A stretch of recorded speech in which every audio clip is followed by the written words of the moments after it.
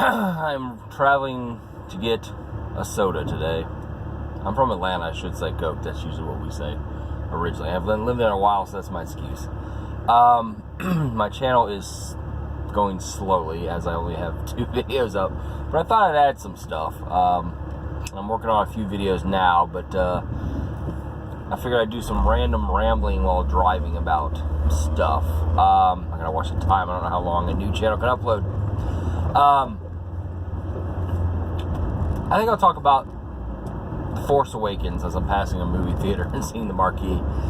A lot of people said that they did not like The Force Awakens. There's a lot of stuff on YouTube bashing it and whatnot, and I understand. I understand completely. People want what they envision Star Wars to be on the screen. They want their version, what they thought the characters were doing. Some go with the old extended universe, some go with their own thoughts, whatever.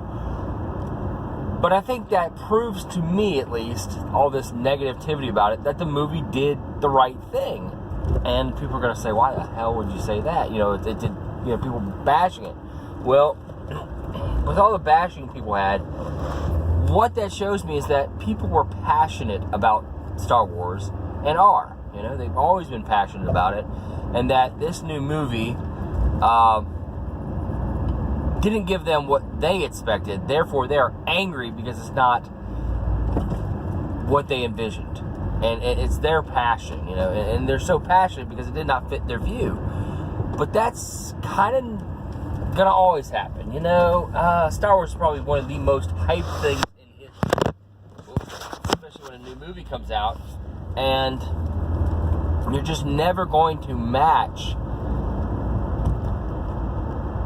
people's expectations on it. You know, you're not going to make a film that's going to please everybody, and most people are going to be angry because it's not what they want.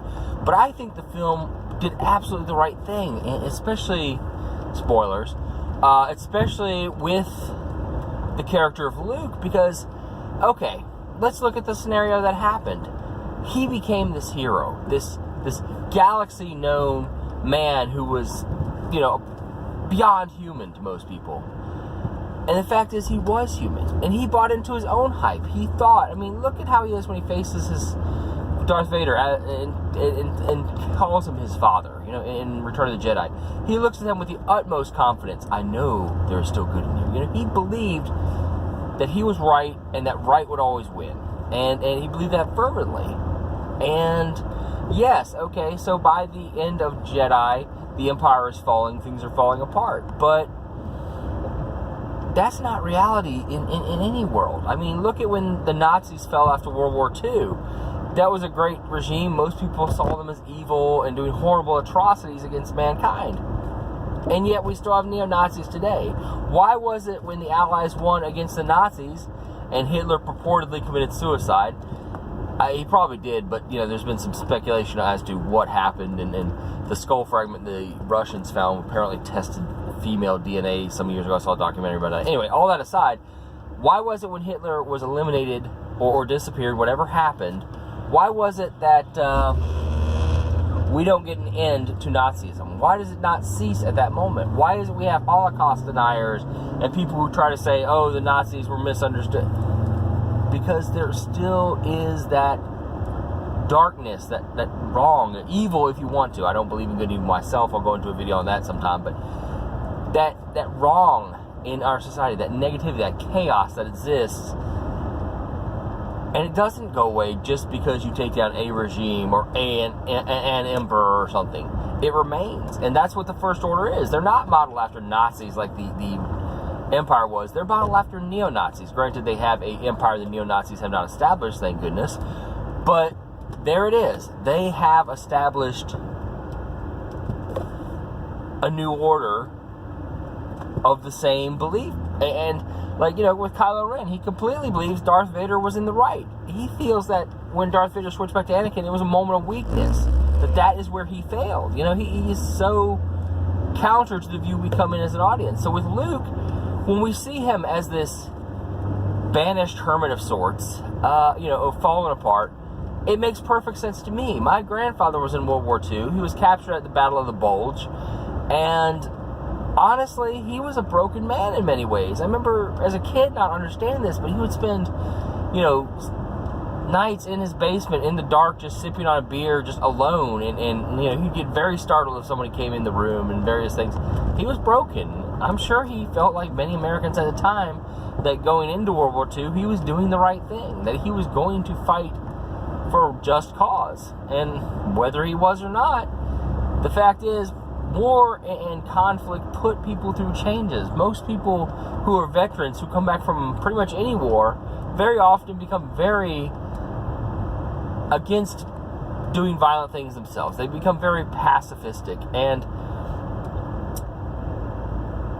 I think it's not always that a warrior doesn't see that violence may be necessary at times. I mean, Miyamoto Musashi, who was a famous samurai, he fought many duels and won, and in his later years, when he was still dueling, he refused to fight with a sword. He fought with a wooden sword, a bokken, and he did that because he didn't want to necessarily kill his opponents. He wanted to prove he could, but didn't feel necessary. And in his later life, he wrote the Book of Five Rings, explaining his philosophy of combat.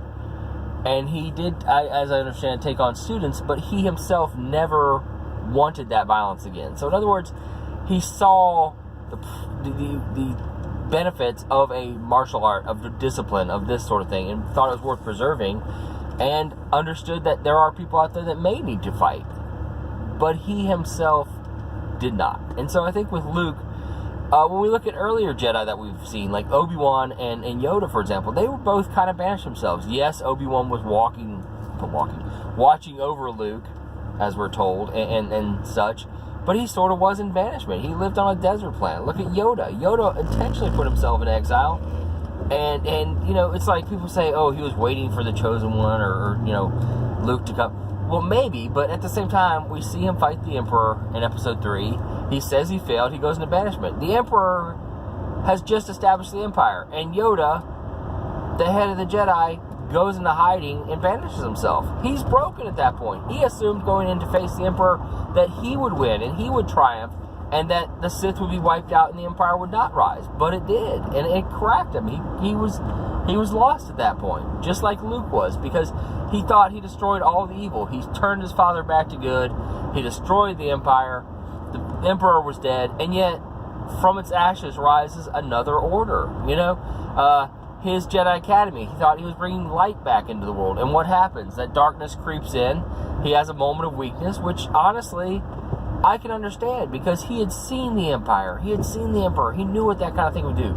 It is tempting. We want to see Luke as this invincible, perfect icon of good, and he wanted to see himself that way. And that's part of the reason he cracked, because he realized he was not that person.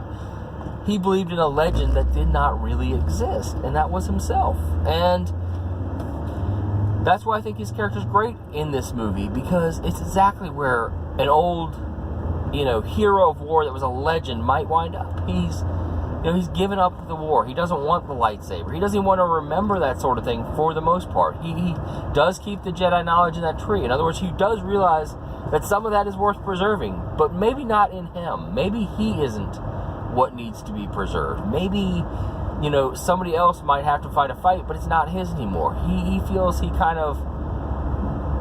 efforts were futile, because no matter what he did, at the end of the day, the evil rose again. And that's got to be a hard thing for someone like him to take, where he thought he had, you know, been able to take on the universe, essentially, and he realizes that no matter how much he destroyed, no matter how much he got rid of the negativity in the world, that it was going to come back. And in some ways, you know, it's kind of like the Oriental concept of yin-yang. When you have chaos and order, and say you build a building, you make order out of nothingness, and then, you know, you come along and destroy it. But in destroying, you've created something new. I mean, it may just be a pile of rubble, but you've created, and creation is supposed to be good. So, in a sense, maybe Luke realized that when he destroyed the Sith, what he created, in effect, was the cracks for which the First Order could seep through and form. In a sense, taking down the Emperor was a good thing, but it allowed for a new formation. It allowed the rise of Snoke. So, you know, it's got to be pretty hard to have that kind of life awakening, go through the traumas of war, go through the traumas of death, seeing people you love killed all around you. I mean, don't think that just Han Leia and Chewie were his friends, a lot of the people in the rebellion were, you know, and he saw them all die around him, especially in that first trench run. He saw some of his friends blown up right before him, you know. It's got to affect you, no matter how strong you are in the Force, no matter how much of a Jedi you are, you're going to be affected by it. And, you know, at the end, when you think you've solved the problem and the problem just rises again, you know, that's going to put a lot of strain on a person. And psychologically, I think seeing Luke in this film is where Luke would be as a person, as a human, you know? He isn't that legend that we all believed in. We wanted to, but in truth, that's not him. The real him is a human being, and that human being had his limits. And when he met those limits, he fell apart, and he disappeared, and became that hermit. And if you look at any, say, World War II veterans, if you've known any, or people from Vietnam or whatever, a lot of them do sort of become those kind of hermits. They live oftentimes alone. They oftentimes don't have a lot of friends or people in their life. They're kind of, whether intentional or not, they're just broken. And that's why I like the film, because it was gritty, it was real, but it shows that no matter how much you put effort into life, that you may not be able to solve everything. That even if you become that legend, that superhuman, you too may not live up to your own hype.